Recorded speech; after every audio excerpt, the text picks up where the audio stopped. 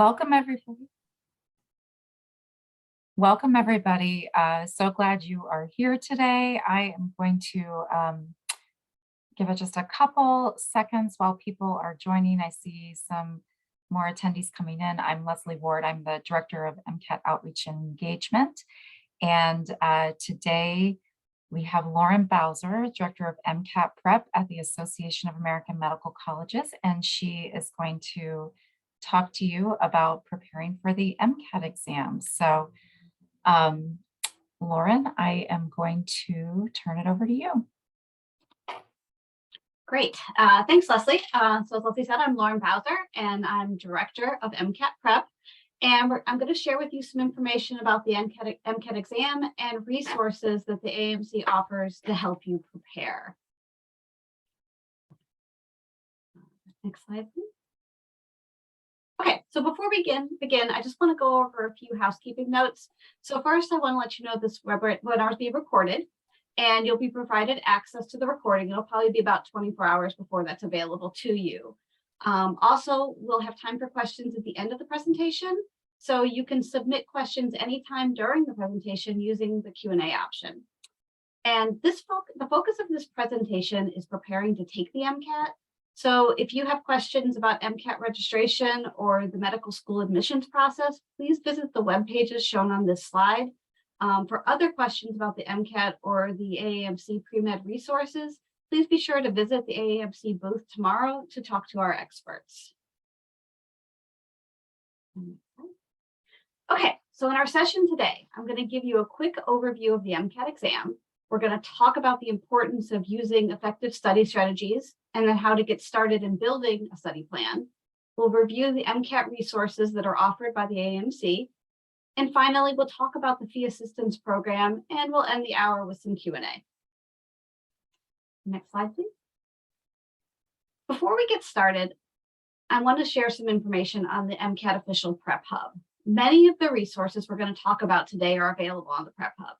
So before we get into the details of this presentation, I want to make sure you know how to log in. You can find it at aamc.org/MCAT Prep, and it's going to be the first blue button on the upper right side of that page. In order to sign into the hub, you'll need your one AAMC ID.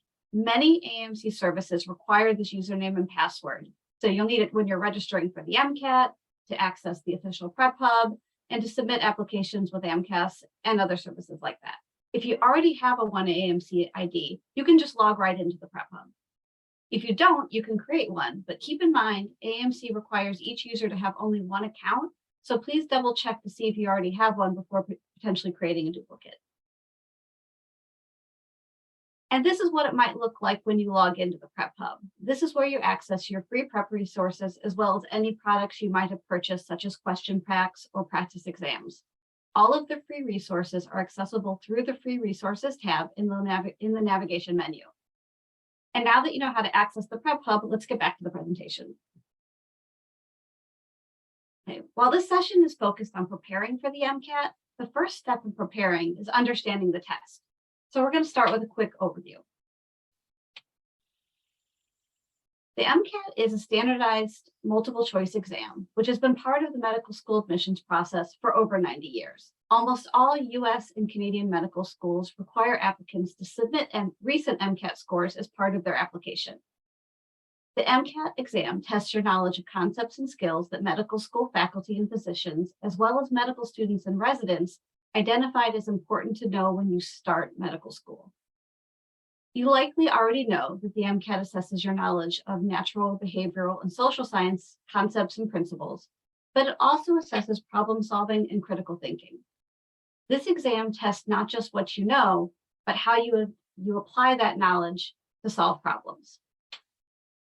As you prepare, please remember that your MCAT score is just one piece of your overall application to medical schools. While it's important, it's just one piece of many that admissions committees use to evaluate your readiness for their programs.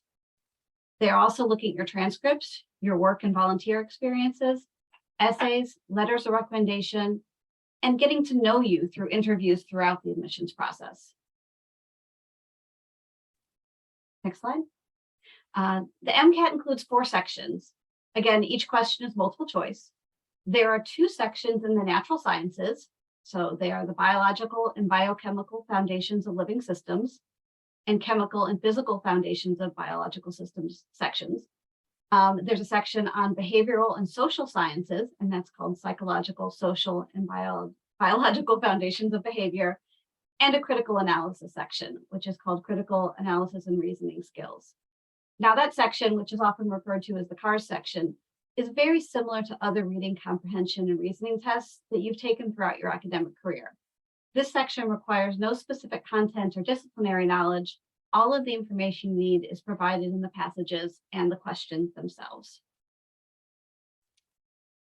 The concepts tested in the exam are found in classes that you have taken or are taking right now. These concepts are taught at most undergraduate institutions in their introductory biology, physics, psychology, and sociology classes, and then as well first semester biochemistry, and then general chemistry and organic chemistry. Undergraduate course content will vary by institution, so your personal experience could be a little different. Now that we've done a quick review of the exam and learned how to access the MCAT Official Prep Hub, let's talk about effective study strategies and how to get started. Yes, there is a lot of content on the MCAT. A question we hear a lot is, how do I get started? So before you jump in and start doing any practice problems, it's best to take a step back and learn what is being tested, and then put together a plan. First, you need to gather information and become familiar with what is on the test. You might want to start by answering some questions. So, what specific content is being tested in each section? When did you learn that material? Is the content fresh in your mind because you're taking that class now? Or did you last see an introductory bio content several years ago and you might be a bit rusty? It's also good to evaluate your comfort level with the material. Did you ace Orgo, or was getting through a bit of a struggle? The goal of this exercise is to help you prioritize how you will review content and start thinking about this journey as a learning exercise and not just test preparation. Once you familiarize yourself with the exam and what it measures, you should start thinking about how you'll implement a study practice cycle like what it's listed on this slide. So you'll start with your content review, paying special attention to areas where you might be a bit rusty or maybe you struggled a bit in this class as an undergrad. Regardless, refreshing yourself on the content material is a key step. Next, you should begin working through practice materials. After you complete a set of practice questions, review your mistakes and learn from those errors and review those concepts. During the review process, be sure to summarize key points you need to remember. The goal isn't to memorize the answers, but to develop an understanding of the material that will allow you to apply that knowledge to a new question that might be asked on test day. Using and repeating the cycle as you prepare for the MCAT will move you away from just drilling practice questions to a pattern of active learning. Now let's talk about how you can start to build your own study plan. So your first resource is the What's on the MCAT exam content outline. So before you do a single practice question, spend some time with this resource so you understand what will be tested. Each section of the MCAT measures multiple foundational concepts, and each foundational concept is made up of multiple content categories. The questions also measure specific scientific inquiry and reasoning skills. So as you review the content categories and the specific topics covered, you can also see which undergraduate courses typically taught the material and evaluate how that aligns with your personal experience. So as you look at the content outline, you see all of the different content areas, and then again where they are typically taught in undergraduate programs. Please give yourself plenty of time to carefully review each of the 4 sections of the test. Don't expect that you can read through this in one sitting and digest it all. As you begin to prep, set aside a few days at the beginning to review and understand this material. And here's a tip. We've heard from some advisors that they recommend that students keep a copy of the PDF alongside their studying throughout the semester or semesters before taking the MCAT, so they can keep track of relevant contents and skills as they're actually covered in their classes. It's also a great idea to keep notes or flashcards from those classes as another resource to help you study for the exam. I want to bring your attention to the How to Create a Study Plan Guide within the MCAT Official Prep Hub. This is a free resource that is available to everyone. This tool can help you put some structure around your prep and track your progress as you move through each of the tasks included in this guide. Included are steps I talked about, like gathering information about the exam and figuring out how much you already know, but it also provides tools that can be used to create your personalized plan and a prep schedule. The tool within the Prep Hub walks you through how to create your own study plan and includes checklists and tasks and downloadable templates that guide you through the creation of this plan. And if you prefer, there is a PDF version of the study plan guide that you can print out. This is a high-level look at the templates you complete, how the templates you complete come together to create your personalized study plan. These templates can assist you in working through the steps I already mentioned. There's a template to help you work through evaluating your current comfort level with the exam content. You'll identify what you know pretty well and where you need some review. You can also identify and keep track of external content resources that can be used to relearn a topic you've forgotten, or maybe it wasn't covered by your undergraduate coursework, or you just want to do some extra review. This is where your notes or flashcards from your undergraduate courses may come in handy. If you no longer have those, no need to worry. There are other resources available, and we'll go through some of those on the next slide. In the end, you'll create a weekly schedule that lists the areas of study to target, as well as the resources and strategies to employ for studying on those days. And it should also consider your personal obligations like school, work, and time with family and friends. The example we're showing includes a day off and time to catch up on previous day's work. Make sure to build in time that you look forward to and plenty of rest and self-care. Whether or not you decide to use all the templates provided, it's helpful to review the steps and make sure you're taking these items into consideration, and then use what works best for you to structure your prep plan and keep you on track.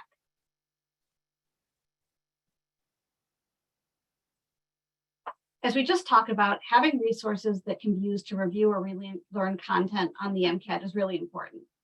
I can speak to the AAMC MCAT Official Prep free and low-cost resources, but there are, of course, lots of other resources that can be used, such as your class notes, which we've talked about, textbooks, online content review videos, and student groups you may study with. One tip we heard recently from a first-year medical student was that signing up as a biology tutor at her university was really helpful. So as a tutor, she was working with freshmen on their intro bio courses, which kept her current on those topics as she progressed through her own studies in the higher level material. We have two different types of roadmaps, which are free downloadable PDFs found on our site or in the Prep Hub.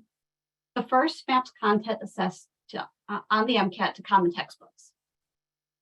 If you begin to take courses in biochemistry, psychology, or sociology, but want to start studying now, we have textbook roadmaps that tell you where to find the concepts addressed on the MCAT in these common textbooks.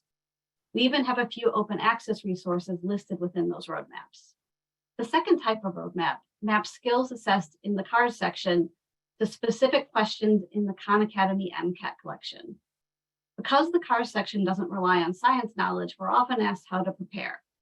The video and practice questions available through Khan Academy are a great way to get familiar with these types of questions, learn what is being measured, and how to approach the questions. Khan Academy is also a great resource for reviewing the science content. The Khan Academy MCAT collection is probably the most popular free resource for studying MCAT content. There are over 1,100 videos and 3,000 practice questions that span all 4 sections of the MCAT exam.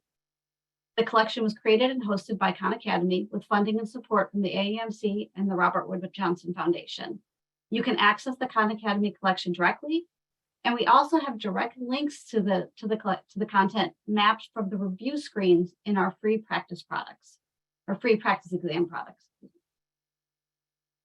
Now that we've reviewed creating your study plan and content review sources, let's talk about practice resources. Next slide. While it may seem minor, test familiarization is really important, especially for a longer test like the MCAT.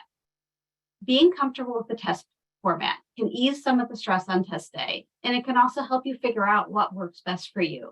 Using the tools in the Prep Hub, you can try out the features of the MCAT exam, including optional keyboard shortcuts and highlighting and strike-through tools.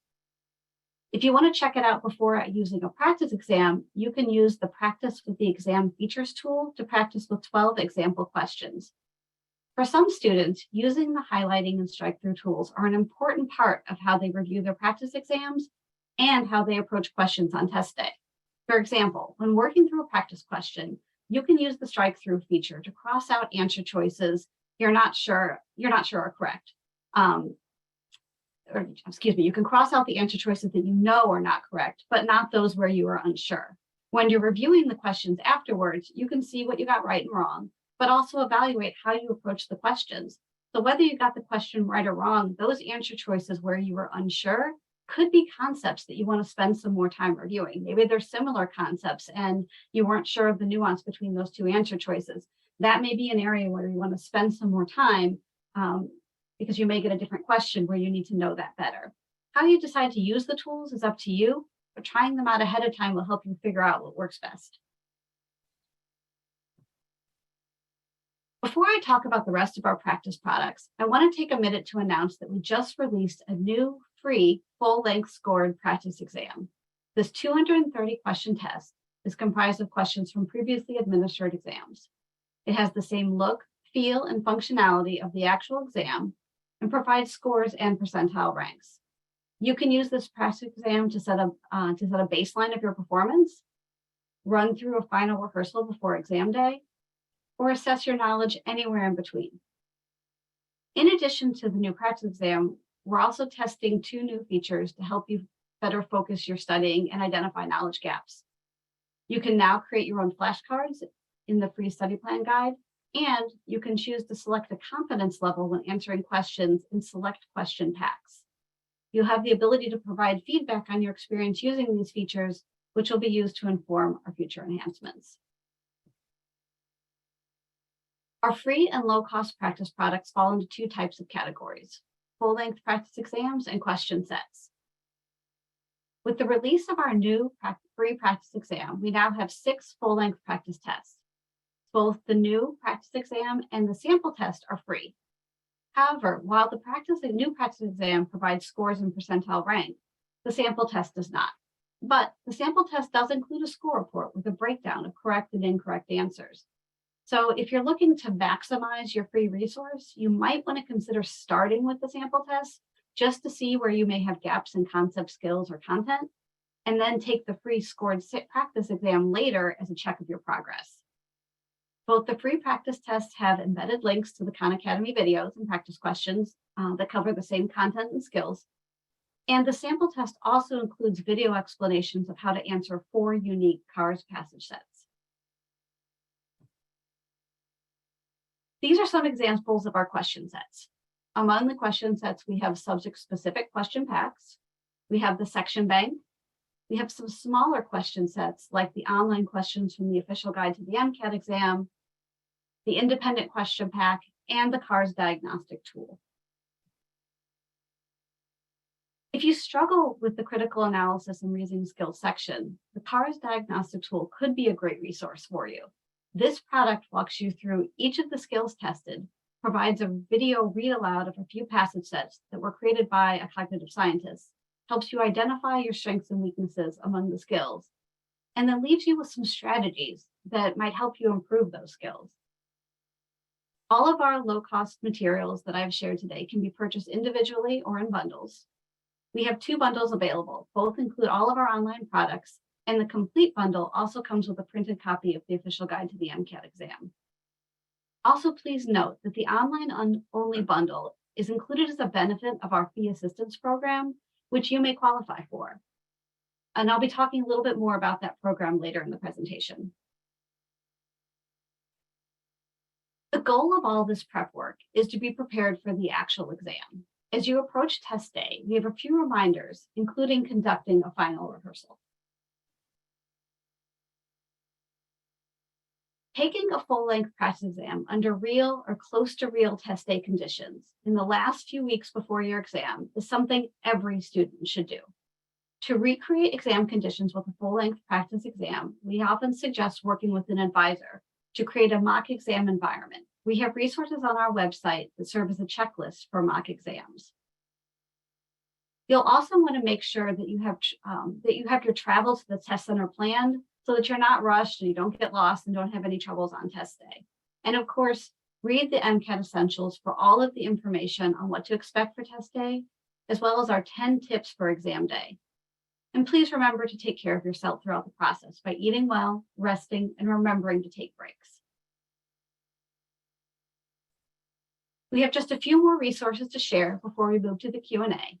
If you have any questions, please make sure to go ahead and add them in through the Q&A option, and we'll be getting to them soon. So, when is the right time to take the MCAT exam? We hear this a lot, and the answer is that you should take it when you feel confident that you are ready. We have downloadable calendars for the testing year on our website, along with the score release dates. But here are a few questions to think about to help you determine that when you might be ready. Do you feel comfortable with the content?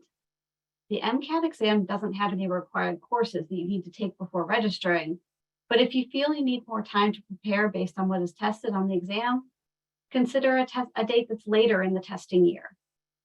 When do you want to apply to medical school? Some examinees take the MCAT in the same year they're planning to apply, and some take it sooner.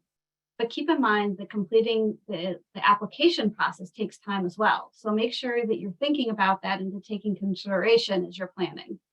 Medical schools also have policy on the timing of your MCAT, and I'm going to share more on that in just a bit.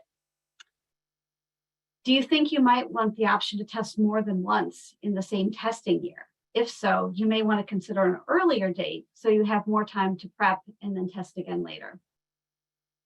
It's important to be thoughtful about the timing of your exam and when you'll feel you're ready, because there are limits to how many times you can take it. In a single year, you can take it 3 times. Over 2 consecutive testing years, you're limited to 4 times. In a lifetime, you're permitted to take an exam a maximum of 7 times. Additionally, please keep in mind that medical schools will receive all of your exam scores, not just your most recent or a chosen score. If you do choose to void your exam or don't show up on a test day, medical schools won't see any record of that, but voids and no-shows do count towards your testing limits over the course of the testing year and your lifetime limits. We often get asked about admission requirements related to when to take the MCAT. How early can I take it, or how late and still be considered for admission cycle? As with most questions related to admission, the answer varies from school to school. The good news is that we have resources to help you get those answers. A report called The Latest and Oldest MCAT Administration Dates Considered is available on the webpage shown on this slide and provides this information for each school.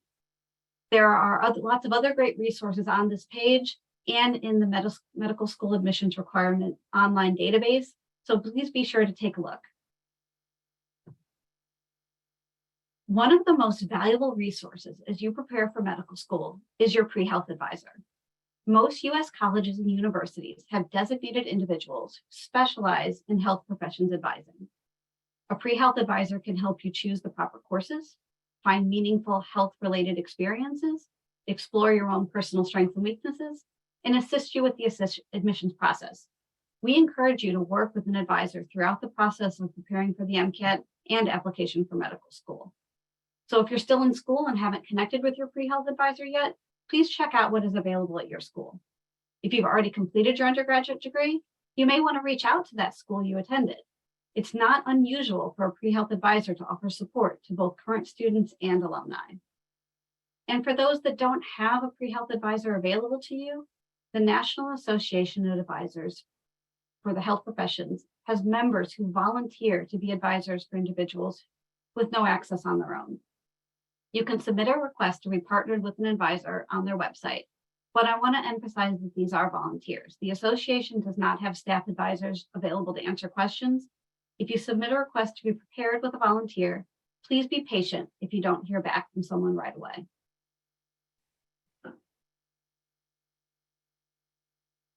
In addition to the MCAT prep materials, the AAMC has pre-med resources page that lists the recorded webinars, a calendar of pre-med events, and other resources containing guidance and tips on how to apply through MCAS or to finance medical school. If you haven't already done so, please be sure to check out the recording called From Pre-Med to Med Student. This was a webinar we conducted last spring, and in the session, you hear directly from 3 first-year medical students about how they prepared for the MCAT. It's a great resource if you want to hear how other students approach prepping for this exam. The Aspiring Docs page is another resource where you can read inspiring stories and get tips directly from medical students. The Pre-Med Navigator is a monthly newsletter where you can get important updates, tips, and links to relevant resources throughout the testing year. So if you haven't done so already, please make sure to check it out and subscribe. Next slide. Finally, I want to talk a little bit about the AAMC Fee Assistance Program, which can greatly reduce your fees related to taking and preparing for the MCAT and medical school applications. The benefits of the Fee Assistance Program include reduced MCAT registration fees, access to the Medical School Admissions Requirement Database, or MSAR, waivers for up to 20 medical school designations through AMCAS, waiver for the preview exam, and the MCAT Official Prep online-only bundle, which includes all of our online products. So that's the question banks, the CARS diagnostic tool, and all of our full-length practice exams. You can be awarded the Fee Assistance Program multiple times, but the MCAT Prep Fund benefits are a once-in-a-lifetime benefit. Once you elect to receive the MCAT Prep benefits, they will expire at the same time as your FAP award. The Fee Assistance Program expanded eligibility benefits for 2022, and those requirements still apply. We encourage everyone to visit the website at aamc.org/FAP. Please note, if you apply for the Fee Assistance Program, please make sure to wait on that decision before you purchase any of our prep products or register for the test, as benefits are not retroactive. It generally takes about 10 days to hear back once a completed application is submitted. While you're waiting, you can still access all of our free products and resources available through the Prep Hub. And with that, I'm going to turn the presentation back over to Leslie, who will moderate the Q&A. Great. Thanks so much, Lauren. We have been getting lots of questions in the box, and I just want to remind you all, I think you've all figured it out, but please put your question in the Q&A box, and we will do our best to get it answered in this session. I want to mention that I've got a couple of my colleagues on as well who are going to help out with Q&A. Lauren Vergara from the MCAT Test Prep team, and we have Naya Brown from the MCAT Outreach team. So we're going to prioritize questions around preparation, but we do have a lot of questions in around MCAT scores and kind of timelines around when to register, and we'll do our best to, again, hit those topics, but we're going to try to focus on our prep questions first. I want to actually turn a very simple question right over to Naya Brown. Naya, can you share with the group how this recording will be shared? Yes, I'm happy to. So on-demand recordings for each session will be available about 24 hours after the sessions, and you can access those in the auditorium of the virtual fair. You'll be able to watch these sessions tomorrow and for the next 30 days after the fair. So make sure that you tune into those if you want to watch the session. Okay, great. Thank you so much. And Naya, while I have you on, I know I clicked, we're going to answer one of these questions live. And the reason I did that is because it was right when Lauren was speaking to the MSAR guide and where the specific information about how long MCAT scores are valid for, but we got a question in. Someone asked they would like to take their MCAT exam in August of 2023 to apply for matriculation fall 2026. And they asked how long the scores would be valid, and then was just asking if, since a score would be about 3 years old, would this be looked at any differently during admissions? So Naya, could you answer that for us? Yes. So medical schools generally accept scores dating back 2 or 3 years. So if you are planning to take the exam in the upcoming year, and that will mean that your scores will be dated about 3 years. We recommend that you consult the MSAR to check those application policies of the schools that you intend to apply to make sure that it will fit within their guidelines.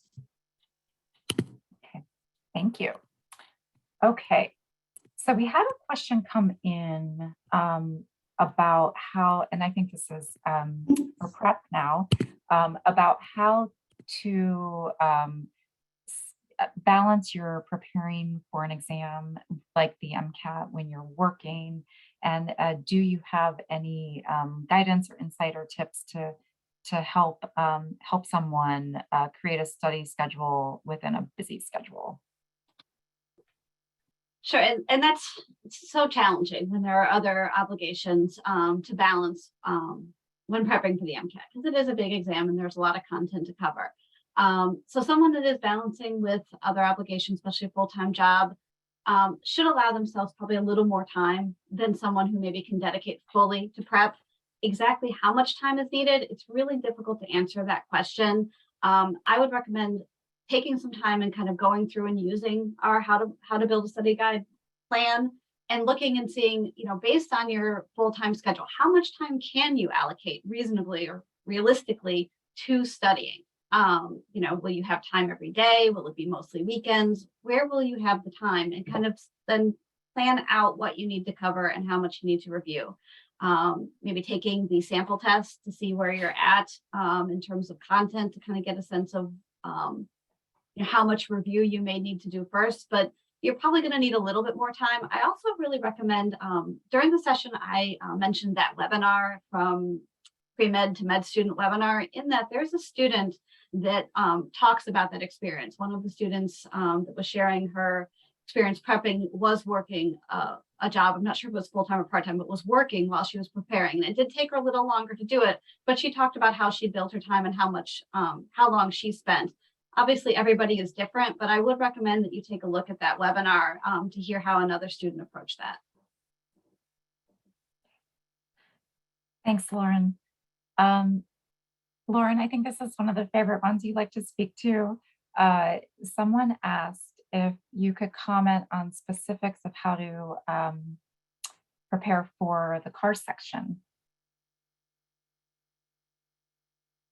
Is that for me, Lauren, or Lauren Vergara? Oh, sorry. I'm sorry. Yes, guys, we've got 2 Laurens on, so I would say whoever would like to take that one. Lauren Vergara, if you maybe could take that and speak to all of the resources that we have available for CARs. Sure. So as Lauren Bowser let us all know, the CARS section is not science-based. So all the information you need is in each passage. So some people do find useful reading scholarly articles and journals and long form, kind of long form journalism as they're preparing for the for the CARS section of the exam. The products that the AAMC has to offer, we have several free and low-cost resources.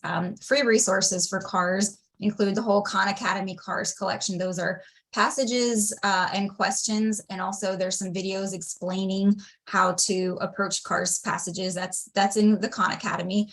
We also offer a CARS roadmap to the Khan Academy. So if you find that after practicing you have issues with certain types of questions, like maybe reasoning beyond the text is harder for you than foundations of comprehension, you can use our CARS roadmap that shows you all of those questions on that, on that concept, like, reasoning beyond the text in CARS Academy, in the Khan Academy. So those are 2 Khan Academy resources. We also offer the CARS diagnostic, which Lauren has covered. We have 2 CARS question packs. Another free resource is in the sample test. We have several walkthroughs in the CARS section on passages where a cognitive scientist, reads the passages along with you, tells you how to approach answering the questions. So I would recommend the Khan Academy and the sample test as free resources. And then, you can visit our low-cost resources, which are the CARS question packs and CARS diagnostic tool. Thank you, Lauren. Got a couple interesting ones. This is a really great question. Someone asked, how long, and this is for our prep team, how long should you be spending your time studying for content versus spending your time practicing your questions? So again, I feel like every answer is it varies by the individual, but it does vary by the individual. But I would say at the beginning of the process, spend some time doing content review, being familiar with the material, taking a look, reading through some of the concepts. But once you kind of familiarized yourself with anything to rusty on, I think at that point you can really start doing some practice questions. So whether you take a full length exam to see kind of where you're at to starting, or you go into a question pack, you want to start doing practice questions. But once you start doing the practice questions, you're not actually leaving the content review behind. You're actually just kind of focusing it more. So if you do a question pack and you finish those questions, when you're done, you're going to go back through and you're going to review all of your questions. And if you see that, what did you get wrong, and where you had those mistakes, you're going to want to go back and revisit that content and see where those differences are. If you use tools like strike through and maybe you got a question right, but you got down to those last two answers and you really weren't sure which one it was. But you got it right, which is great. But you may want to take a look at those two concepts to figure out, okay, why was I confused which one it was? What are the differences between those concepts that maybe I need to kind of think more about, so that next time I got a question in this area, I'm able to apply that knowledge a little bit differently. So I think the beginning is just really to kind of familiarize yourself with anything you're rusty, but you're going to keep going back to that content review as you use the practice questions, because it's not about, keep in mind when you do the practice questions, you're never going to see those exact questions on the MCAT. They're always going to be different, but the concepts are going to be tested again. So as you go through and look at those questions, it's not really, did I get this right or wrong? And what would the right answer be? It's, why did I get it wrong? And what didn't I understand about this concept, so that you can work through that again. Thanks, Lauren. I'm going to give the prep team a break right now, and because we've got some questions coming in about, what does it mean when you take the MCAT exam more than once or multiple times, and how that maybe impacts an application. And I do want to say, please look at MSAR. It's a great resource. There's information in that about all kinds of things around kind of average scores and information. But we also have information that, our admissions officers all use this process differently. They're going to look at, some will look at scores. They'll prioritize maybe a first score or a second score, or look at how the improvement was made, or maybe they take an average. So it really does depend on the medical school. And so I think just the most important thing to keep in mind is thinking about taking the MCAT exam when you know you're ready to take that exam, not when you think you should be taking it. And make sure your entire application is ready to go, and you've worked on those other components. So just wanted to address that one, and also to reiterate to look at the MSAR profiles. They're really helpful. I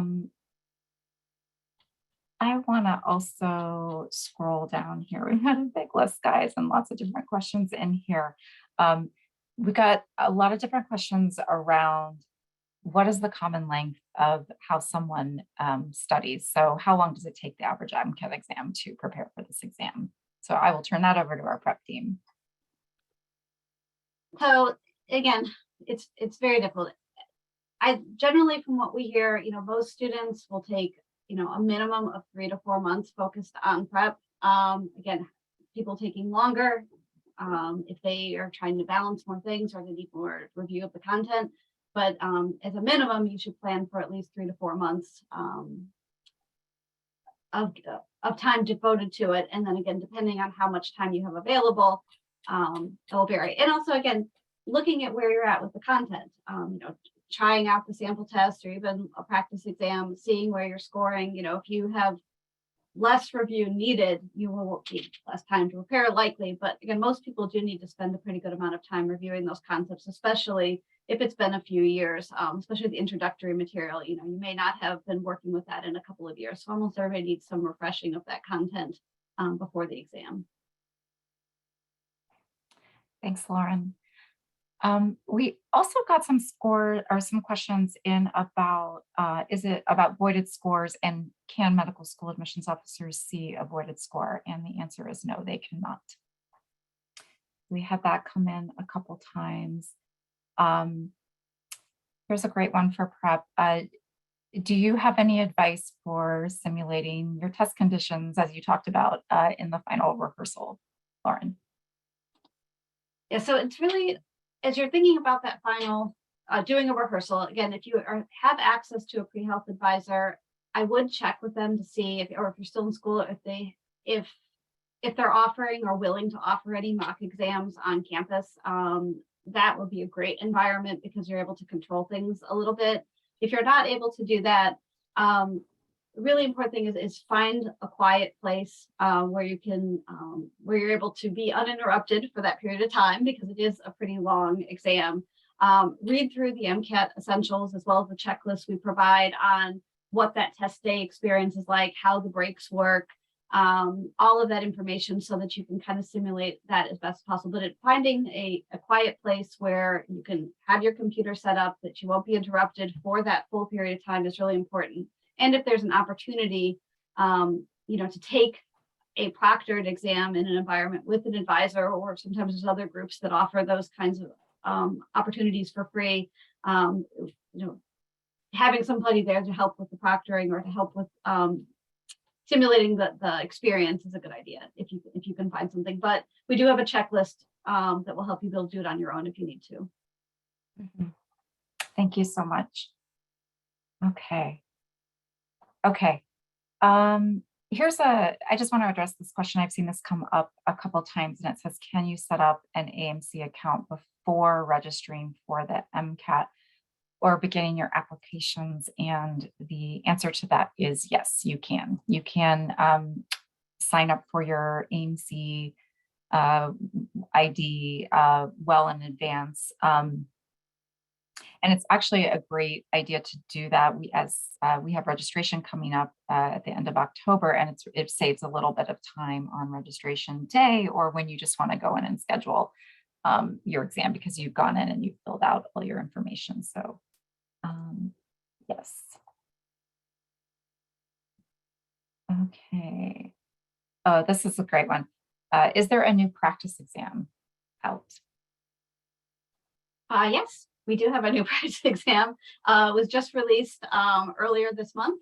It is a free practice exam. So we've added an additional practice exam to the hub that is available to all students. And it is a scored exam. So, for a while we've had a sample test that individuals could take for free, but it didn't produce scores at the end of it, although it did give you a good idea of, what you got right and wrong. It didn't give you a score. This new test that's available does produce scores and percentile ranks at the end of the assessment. So, and that, like I said, it was released earlier this month, and it's available to everybody through the Prep Hub. Thanks, Lauren. Just want to address this question quickly. Once you sign up for a test date, does canceling anytime after then count as a void, or as a void within a certain time range before the test date? And the answer is no. So if you were to cancel your test, that is not considered a void. There's a no-show. If you just don't show up to the exam, that's considered a no-show, and a void, it requires you to take a specific action after you've taken the exam, and you'll have a screen pop up and ask you if you want to keep or void your scores. So the voiding is connected to what you would address on that screen.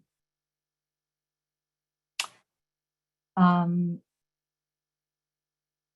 just some really great questions around here around timing again. And I think, Lauren, you addressed some of these in your presentation, but I just wanted to, so I'm saying, should I complete my MCAT exam before I submit my medical school applications? And Lauren Bowser mentioned that medical student webinar, and we've got it in the Pre-Med Resources Hub. on our website, but it's really great. You hear the students really talk a lot about this concept around how do you balance preparing for an exam and preparing your application. And so I know that a lot of them said, I wish I kind of would have thought about this as more of a process and kind of how much time to dedicate to each component. But I think students do it in different ways. I think students probably, some are maybe simultaneously, just finishing up their exam and then their applications. But I would always say, make sure you're giving yourself enough time for both components and balancing and being realistic about how long things will take for each, writing your essays, focusing on your essays, thinking about really how long you're going to, how long you want to prepare. And someone also asked in this chat, should students aim to only take the MCAT exam once? And I would say, of course, people don't like to think about having to take the exam again, but if you do, if in your planning, if you think I may want to take this test another time, think about how that looks in an application cycle. And do you want to make sure that you test early enough so that if you are applying in a certain time frame that you would have time to get your scores back and retest. But I don't think it's something that admissions officers, I think would look upon as not good if you took an exam another time.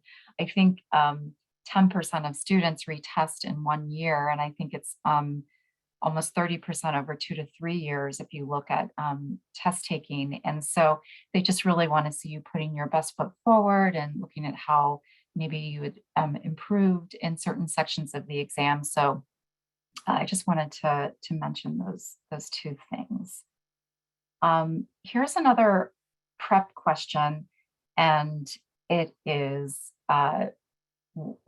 and again, it's timing. And Lauren Bowser, I think this kind of speaks to what you were talking about, when like how long you prepare. But someone's asking about, and I imagine this is like they want to start practicing slowly for the exam, so giving themselves a lot of lead time and kind of how they should think about that. Like, Lauren Bowser, is it ever too early to begin thinking about the MCAT exam and maybe when to prepare for it and how you could be doing things along your undergraduate career?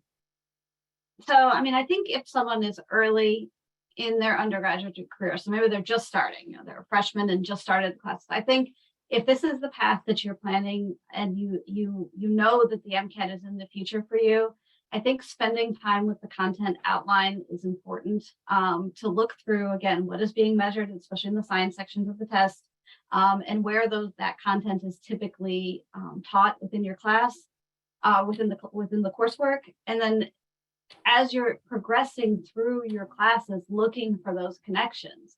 So if you're taking an introductory biology course in your freshman year and you look through the content outline and here are the concepts, when are those, where is that in your syllabus and when is that going to be covered in your class, and making particular note of, keeping those flashcards, making the, getting notes, what was particularly useful in your class. Again, I wouldn't necessarily super early start plowing through a lot of like practice exams and some of those materials, because if it's still several years before you're going to be taking the MCAT, you may want to wait for that kind of really focused, targeted prep.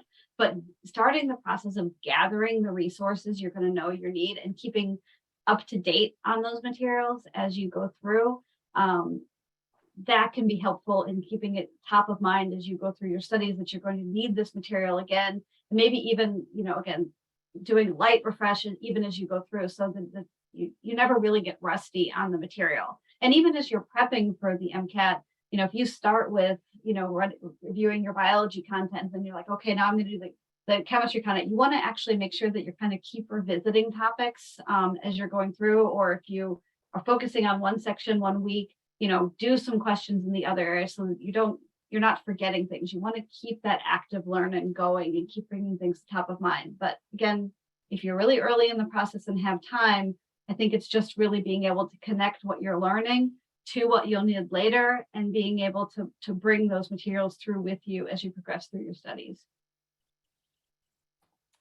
Thanks, Lauren. Here's a question. So, Lauren, are the practice exams from the pre-2015 MCAT like the other practice tests?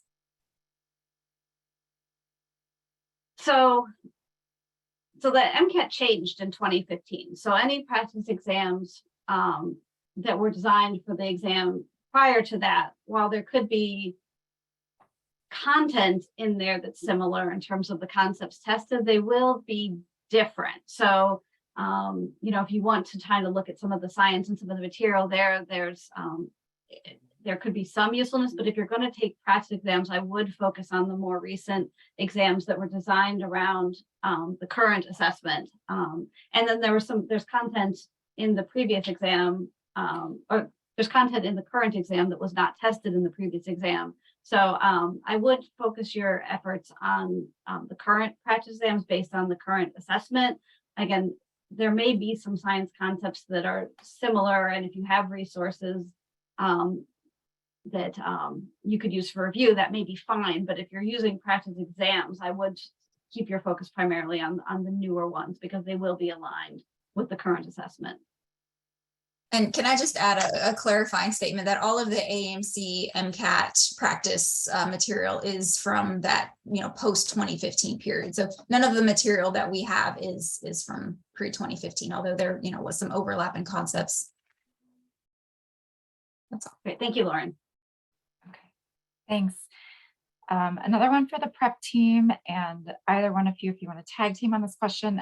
We get this a lot, but we've got a lot of questions about kind of resources you would recommend. Are certain resources better than others from different groups, organizations, companies? I was just wondering if you could comment generally on how a student might go about figuring out what resources are best for them.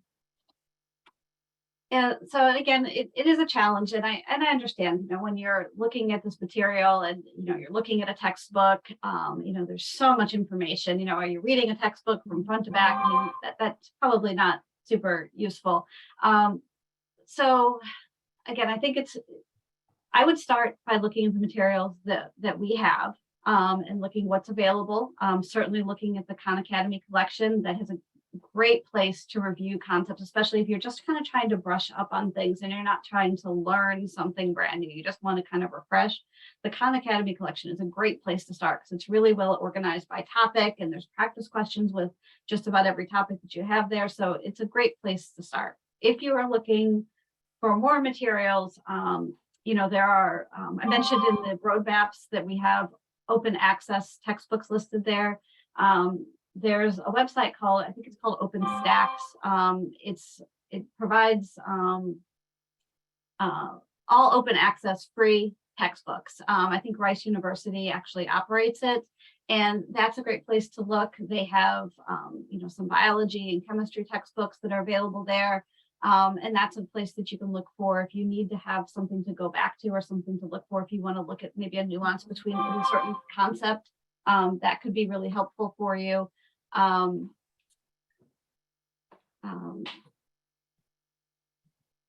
One of the things that's also out there that I've seen, and this is just something that I've done personally, that like if you even look up or in Google type in like free MCAT resources, look at pages and you'll actually see web pages that are actually managed by universities. So there's a really good one associated with Rice University. There's another one really good that's associated with Dartmouth. And they're actually pages that were put together by the pre-health advisors at those universities. And so they have nothing to do with AAMC, but they're pages that were put together by those universities to provide for their students a bunch of things that they could look at and resources that they could access as they're preparing for the MCAT. So, take a look at those. Not everything will necessarily be available to you because there may be some that are specific to those universities, but in terms of being inspired or getting ideas on where to look for that content, it's a great resource. And, some people, I think there was a question in the chat around do you have to use like Princeton Review or Kaplan content resources to prepare?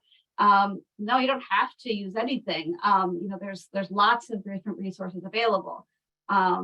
If you find those resources useful and that's something that's available to you, there's nothing wrong with those resources. Some people find them helpful because they focus on specific content areas rather than having to find it. But again, some people are also very successful using textbooks or other resources, things they can find through their library. So there's lots of different options, but I would start by looking at what we provide in our mapping with the textbooks, and then looking at some of those open source or open access textbooks as an alternative as well. Great. Thanks, Lauren.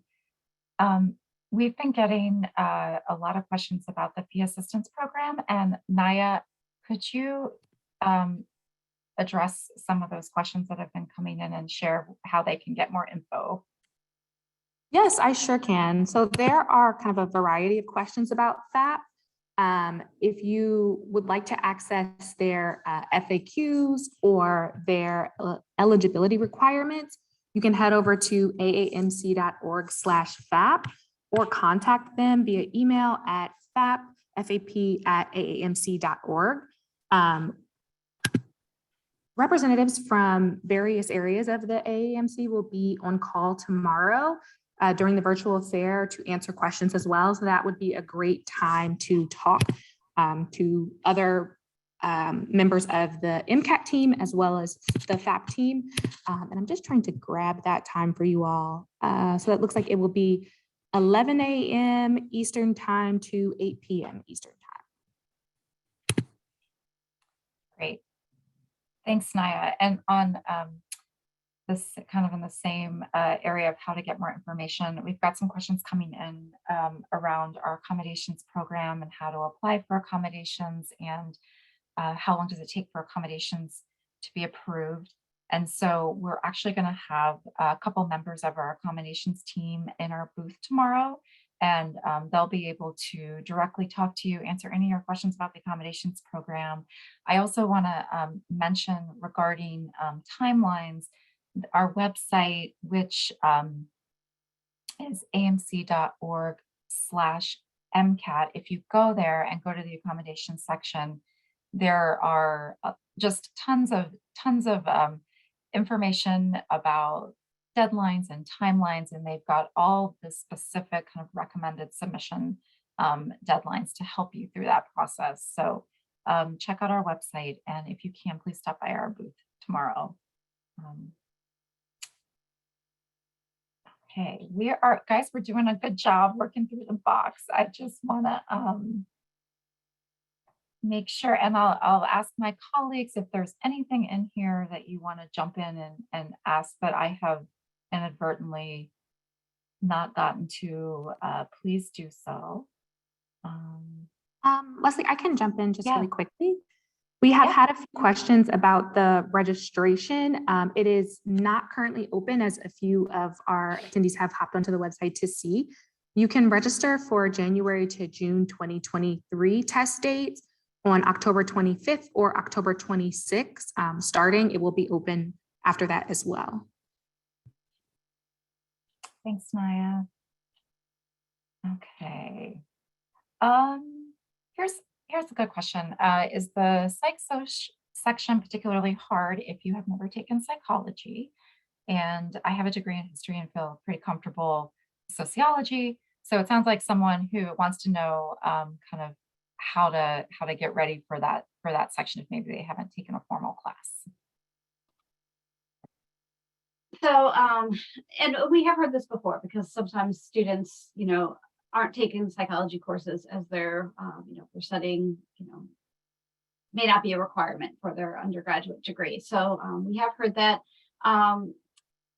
Again, I keep referring to the content outline, but spend time with the content outline to understand what's being measured on the assessment.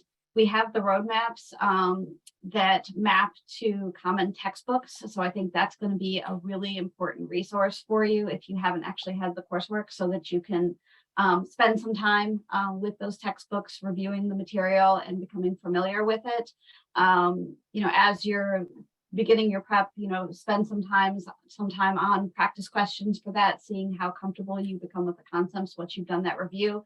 And I know we've mentioned it before, but again, I would take a look at the webinar that we talked about, where the med students talk about their background.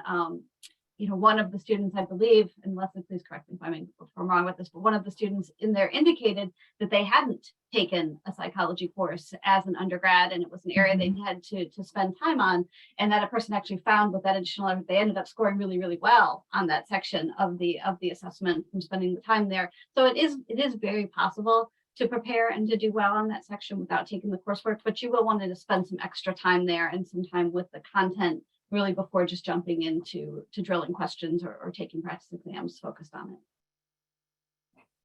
Thanks, Lauren. And we are at 1 o'clock. I know we didn't get to everyone's questions, but please, please, please stop by our booth tomorrow. We're going to be there answering questions, anything you need, gonna have chats with us, and just please don't hesitate to stop by, and you can reach us at the contact information here on the slide. We would love to hear from you, and we just wish you the best of luck in this journey to medical school. So thank you so much.